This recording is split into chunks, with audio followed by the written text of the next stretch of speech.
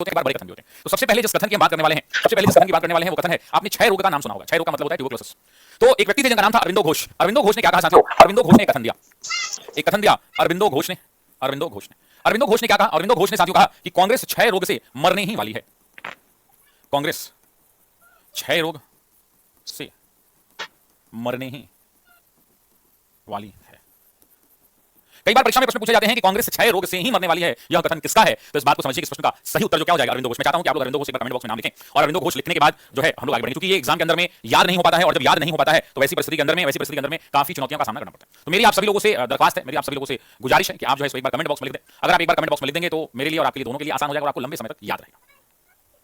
Sir, प्रधानमंत्री ने अरविंदो घोष की 150वीं जयंती मनाई थी। अरविंदो घोष की 150वीं जयंती इस साल नहीं मनी है, पूर्व 2022 में मनाई गई थी। 15 अगस्त को माननीय प्रधानमंत्री श्री नरेंद्र दामोदर दास मोदी ने इनकी 150वीं जयंती मनाई थी। अब आप सोचते होंगे भाई अरविंदो घोष कौन थे? तो अरविंदो घोष के बारे में बात किया जाए तो ये एक ईसाई कॉन्वेंट स्कूल के विद्यार्थी थे। ये मूल रूप से अगर बात करें तो अरविंदो घोष का जो जन्म है, अरविंदो घोष का साथियों जो जन्म है ये 15 अगस्त को हुआ था, इसलिए क्योंकि उसने हमारा देश आजाद हुआ है ना, तो कई बार परीक्षा के दरमियान ये प्रश्न पूछ लिया जाता है। तो याद रखिएगा कि इनका जन्म जो है 15 अगस्त 1872 को हुआ था। 1872 को कलकत्ता में इनका जन्म हुआ था। भारत के अंदर में अगर महान दार्शनिकों की चर्चा की जाती है तो एक कवि के रूप में, एक राजनेता के रूप में, एक कवि के रूप में, एक राजनेता के रूप में, एक दार्शनिक के रूप में, मैं इसलिए इनके बारे में बता रहा हूं क्योंकि परीक्षा में आते हैं, सबके बारे में नहीं बताऊंगा लेकिन इनके बारे में बता रहा हूं, दार्शनिक के रूप में। उसके अलावा अगर बात करें तो एक राष्ट्रवादी के रूप में, क्योंकि ये क्रांतिकारी गुट के व्यक्ति थे। उसके अलावा अगर आप बात करें इन्होंने साहित्य पर भी बहुत ज्यादा ध्यान दिया, अध्यात्म पर भी बहुत ज्यादा ध्यान दिया, और सबसे ऊपर रखें तो ये योगी के रूप में जाने जाते थे। योगी आदित्यनाथ मत समझ लीजिएगा, ये योगी के रूप में, संत महात्मा के रूप में, दृष्टा के रूप में, है ना। तो कई रूपों में इनको लोगों ने देखा और भारतीय इतिहास ने इनको सराहा और पूजा।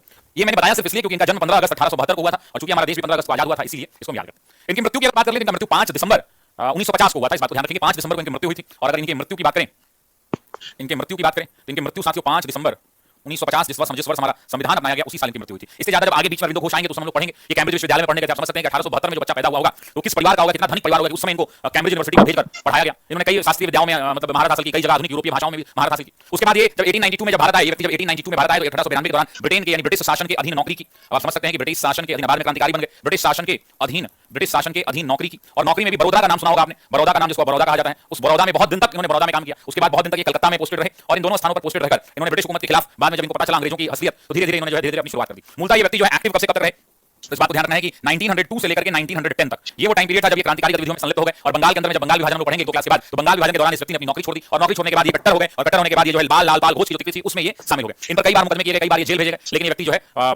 डरा नहीं और उसके बाद फिर बहुत सारी चीजें आगे आपको पढ़ने को मिलेंगी। कई बार इन्होंने साहित्यिक कार्यक्रम की, आपको याद होगा कि वंदे मातरम एक अंग्रेजी अखबार एग्जाम का क्वेश्चन भी था, पिछली बार पूछा गया था। इन्हीं की रचना 1905 में शुरू की थी। योग के आधार इन्हीं की है, भगवत गीता और उसका संदेश इन्हीं का लिखा हुआ है, मनुष्य का भावी विकास इन्हीं का लिखा हुआ है, पुनर्जन्म और कर्म इन्हीं का लिखा हुआ है, सावित्री एक किंवदंती और एक प्रतीक इन्हीं का लिखा हुआ है, भगवान का घंटा इन्हीं का। वो एग्जाम में नहीं आएगा क्योंकि यूपीएससी में आता है। बस आप इतना समझ लीजिए जितना मैंने बताया, ये 2 चीजें महत्वपूर्ण है। इस 2 चीजों के अलावा और कुछ भी बहुत महत्वपूर्ण नहीं है। अगर इतना आपको समझ में आ गया है तो फिर मुझे लगता है कि हमें आगे बढ़ना चाहिए। परीक्षा के लिए रिकॉर्ड क्लास दिलवा दीजिए। रिकॉर्डेड क्लास हमारे यहाँ नहीं चलता है, हम लाइव पढ़ाएंगे परीक्षा, और लगातार आप कमेंट को कॉपी पेस्ट मत कीजिए, ठीक है? आई रिक्वेस्ट यू, ठीक है? तो पहला जो स्टेटमेंट है कि अरविंदो घोष, पहला जो कथन है कि अरविंदो घोष कांग्रेस क्षय रोग से ही मरने वाली है, इसका उत्तर ये हो जाएगा, ठीक है? दूसरा एक और स्टेटमेंट है जो परीक्षा में काफी महत्वपूर्ण रोल करता है और कई बार पूछा गया है, वो स्टेटमेंट है बंकिम चंद्र चट्टोपाध्याय का या बंकिम चंद्र चैटर्जी का। तो हम नाम लिख सकते हैं बंकिम चंद्र चैटर्जी। बंकिम चंद्र चैटर्जी इन्होंने क्या कहा? इन्होंने तो खैर कई चीजें कही, लेकिन जो परीक्षा के दृष्टिकोण से महत्वपूर्ण कथन है इनका, वो कथन ये हुआ करता था कि कांग्रेस के लोग पदों के भूखे राजनीतिज्ञ हैं। इन्होंने क्या कहा कि कांग्रेस के लोग, इन्होंने क्या कहा साथियों? कुछ लोग कह रहे हैं कि सर इसका पीडीएफ दे दीजिए, ये क्लास में मत पढ़ाइए, पढ़ लो ना यार, ये क्लास आधा घंटा से क्या फर्क पड़ेगा, है ना? आधा घंटा से क्या फर्क पड़ेगा? कांग्रेस के लोग पदों के भूखे राजनीतिज्ञ हैं, पदों के भूखे राजनीतिज्ञ हैं। ये किसने कहा? बंकिम चंद्र चैटर्जी ने कहा या बंकिम चंद्र चट्टोपाध्याय ने कहा। अगला कथन हमने लिखा है वो है लॉर्ड डफरिन का कथन है। और आपको याद होगा कि जब मैं कांग्रेस पढ़ा रहा था तो उस समय, नहीं नहीं इंपॉर्टेंट नहीं है, उस समय जो है लॉर्ड डफरिन का एक कथन मैंने आपको पढ़ाया था और वो कथन ये था कि कांग्रेस भारत की सूक्ष्म अल्पसंख्यक जनता का प्रतिनिधित्व करती है। ये कथन किसका है? लॉर्ड डफरिन का कथन है। लॉर्ड डफरिन ने क्या कहा साथियों? लॉर्ड डफरिन ने कहा कि कांग्रेस भारत की सूक्ष्म अल्पसंख्यक जनता का प्रतिनिधित्व करती है। आपसे कहा कि कांग्रेस भारत की सूक्ष्म अल्पसंख्यक जनता का प्रतिनिधित्व करती है, तो ये किसका आंसर हो जाएगा भाई? इसका आंसर क्या हो जाएगा? लॉर्ड डफरिन हो जाएगा। प्रश्न का उत्तर क्या हो जाएगा? लॉर्ड डफरिन हो जाएगा। क्लियर है ये बात सभी? चौथा कथन अगर हम लेते हैं साथियों, फोर्थ स्टेटमेंट लेते हैं, फोर्थ, तो ये कथन है महात्मा गांधी का। ये स्टेटमेंट किसका है? महात्मा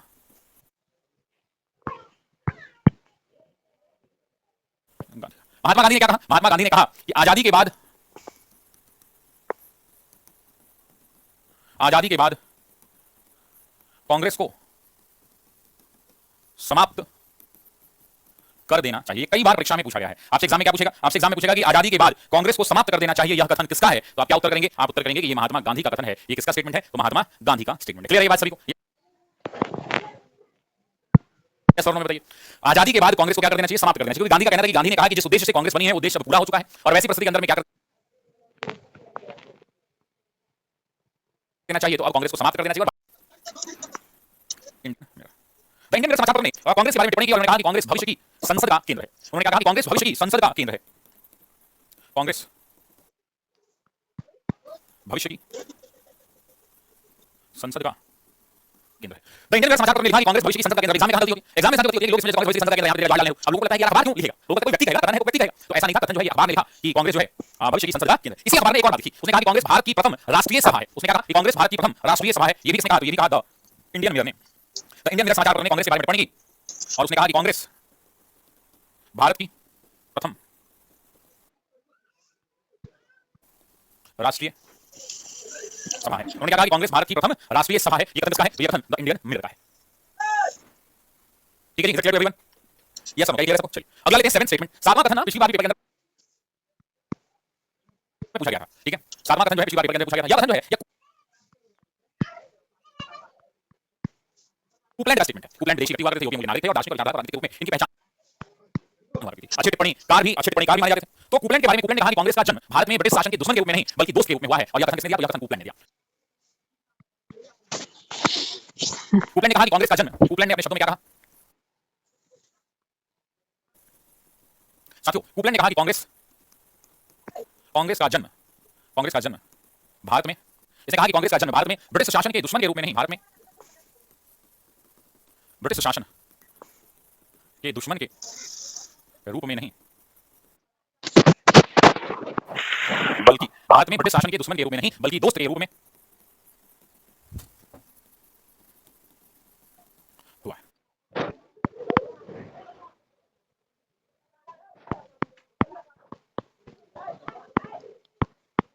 अब आपसे सामने पूछा गया, पिछली बार सवाल था कि कांग्रेस का जन्म भारत में ब्रिटिश शासन के दुश्मन के रूप में नहीं बल्कि मित्र के रूप में, दोस्त के रूप में हुआ है। और यह कथन किसका है? तो इस बात को समझिए कि यह कथन किसी और का नहीं बल्कि कुपलैंड का है। ठीक है, अभी व्यक्ति थे जिनका नाम आपको सुना होगा, जिनका नाम था सर सैयद अहमद खान। सर सैयद अहमद खान शुरुआती दौर से ही काफी ज्यादा कांग्रेस के विरोधी रहे और सर सैयद अहमद खान ने कांग्रेस के ऊपर टिप्पणी की और सर सैयद अहमद खान ने कहा कि जो कांग्रेस जो भारत में राष्ट्रीयता का बोध करा रही है और ये जो आंदोलन कर रही है, इसने कहा कि कांग्रेस का आंदोलन न तो लोगों के द्वारा प्रेरित था, न ही लोगों के द्वारा सोचा गया था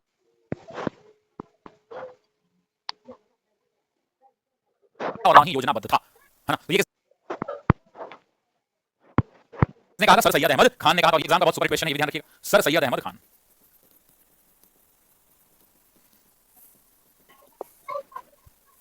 अब सर सैयद अहमद खान के स्टेटमेंट की अगर बात करें, सर सैयद अहमद खान के स्टेटमेंट की, तो सर सैयद अहमद खान का स्टेटमेंट परीक्षा के दृष्टिकोण से कई बार पूछा जाता है। उन्होंने कहा कि कांग्रेस का आंदोलन न तो लोगों के द्वारा प्रेरित था, उन्होंने कहा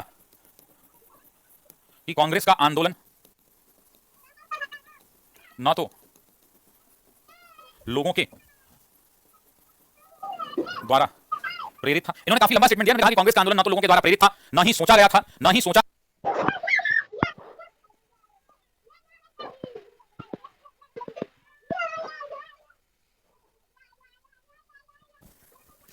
प्रेरित था, न ही सोचा गया था, न ही योजनाबद्ध था।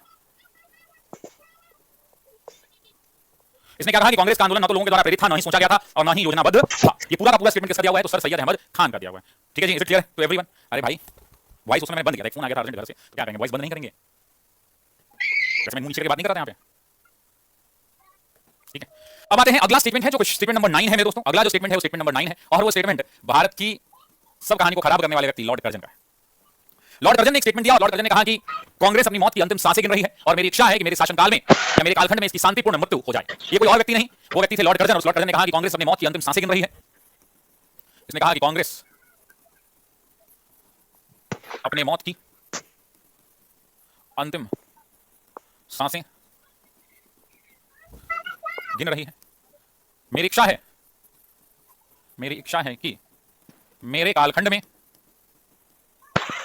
मेरी इच्छा है कि मेरे कालखंड में इसकी शांतिपूर्ण मृत्यु हो जाए। ये काफी महत्वपूर्ण स्टेटमेंट है और ये स्टेटमेंट था कि कांग्रेस अपने मौत की अंतिम सांसें गिन रही है और मेरी इच्छा है कि मेरे कालखंड में इसकी शांतिपूर्ण मृत्यु हो जाए। ये कथन किसी और का नहीं बल्कि लॉर्ड कर्जन का कथन है। अगला जो स्टेटमेंट है वो है लाला लाजपत रॉय का। वो किसका है? लाला लाजपत रॉय का। लाला लाजपत रॉय ने कहा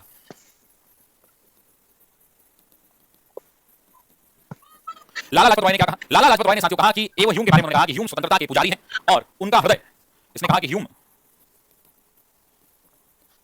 स्वतंत्रता के पुजारी थे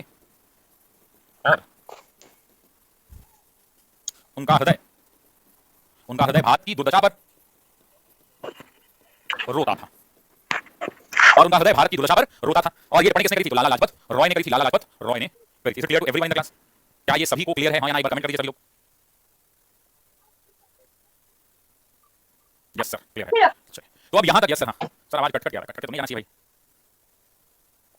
सही में आवाज कट के आ रहा है बाकी लोगों का भी? क्या बाकी लोगों का आवाज कट के आ रहा है? अगर आ रहा है तो मुझे बताइए, तो फिर हम आगे बढ़ेंगे। उदारवादी चरण की बात करते हैं। उदारवादी चरण शुरू होता है 1885 से लेकर 1900, सॉरी उग्र राष्ट्रवादी होगा, उग्र राष्ट्रवादी चरण। ये शुरू होता है 1905 से लेकर 1919 तक। इस चरण के अंदर में बहुत सारी घटनाएं होती हैं, बहुत सारी घटनाएं होती हैं। 1946 का अधिवेशन पढ़ा चुका हूं, मेरठ में हुआ था, पढ़ा भी चुका हूं। जेबी करलानी, यहाँ पीछे वाला क्लास को देखिएगा, क्लास में जाएगा। ठीक है, आप बहुत अच्छा पढ़ाते हैं। अमिताभ साफ है ये। ठीक है जी, बहुत शुक्रिया आपका। ठीक है, 1920 का अधिवेशन पढ़ा चुका हूं, 1920 का विशेष अधिवेशन पढ़ाया है, और 1920 का नागपुर अधिवेशन पढ़ाया, चिंता नहीं करिए। 1857 की क्रांति लास्ट में मैं करा रहा हूं, भारत आजाद हो जाएगा उसके बाद। गांधी को अर्धनग्न फकीर किसने बोला? विंस्टन चर्चिल ने बोला था। आप जानते हैं, आप दूसरा उत्तर लेके आएंगे, किताबों में उत्तर सही है, क्योंकि विंस्टन चर्चिल ने उनके ऊपर टिप्पणी की थी और सचिन ने टिप्पणी लिखी थी। ठीक है सर, फिरोज मेहता मुस्लिम थे। हाँ बिल्कुल सही बात है।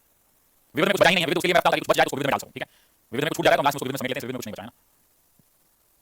अच्छा, ऐसा कैसा रहेगा कि मैं साल में एक ऐसा कोर्स लॉन्च करूं जिसमें हिस्ट्री, ज्योग्राफी, पॉलिटी, इकोनॉमी नहीं, साइंस मुझे नहीं आता? कैसा रहेगा? समझ आएगा मुझे? सब कहेगा ना ना, वो तो ना करना सर, छोड़िए, आप यही पढ़ाई जाना बढ़िया। ठीक है भाई, सुबह की धरती से बहुत शुक्रिया, धन्यवाद। बढ़िया आगे, शुड मूव फॉरवर्ड। नगाड़ा वाला आगे आएगा, यहाँ पे नहीं आएगा। नगाड़ा वाला इन्वेस्टमेंट के टैंक आएगा। ठीक है, तो सबसे पहले हम टॉपिक लिस्ट ऑफ टॉपिक को रेडी करेंगे, वहीं से शुरुआत करेंगे। हम सबसे पहले उग्र राष्ट्रवाद में देखेंगे। सबसे पहले विचारधारा को ऑलरेडी पढ़ चुके हैं, एक बार इनकी विचारधारा को रिवाइज करेंगे ना। इस विचारधारा को क्या करेंगे? रिवाइज करेंगे। दूसरा टॉपिक लेंगे, बोलेंगे बंगाल विभाजन। बंगाल विभाजन समाप्त होगा, इसी के साथ पढ़ेंगे स्वदेशी आंदोलन। फिर हम यहीं पर देखेंगे साथियों बहिष्कार आंदोलन। आप जानते हैं एक दूसरे के पूरक हैं, तो बहिष्कार आंदोलन को देखेंगे। स्वदेशी और बहिष्कार आंदोलन तक चलेगा। उसी बिहार में एक होगा जिसे हम सब मुस्लिम लीग के नाम से जानते हैं, जिसे हम मुस्लिम लीग के नाम से। मुस्लिम लीग का होगा, मुस्लिम लीग की बात, मुस्लिम लीग की बात हम बात करेंगे। मुस्लिम लीग की बात हम अगला टॉपिक देंगे। टॉपिक कौन सा होगा? सीरियल नंबर देता हूं, तो बाद में लोग कंफ्यूज हो जाते हैं। 1 2 3 4 मुस्लिम लीग का जब हो जाएगा, मुस्लिम लीग के बाद हम जो टॉपिक देखेंगे वो होगा सूरत विभाजन।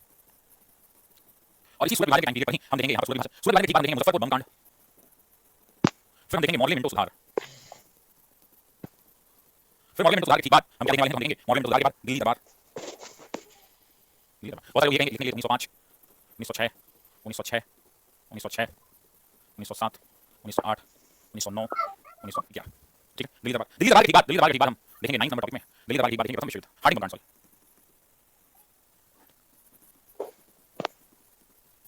उसके बाद देखेंगे प्रथम विश्व युद्ध।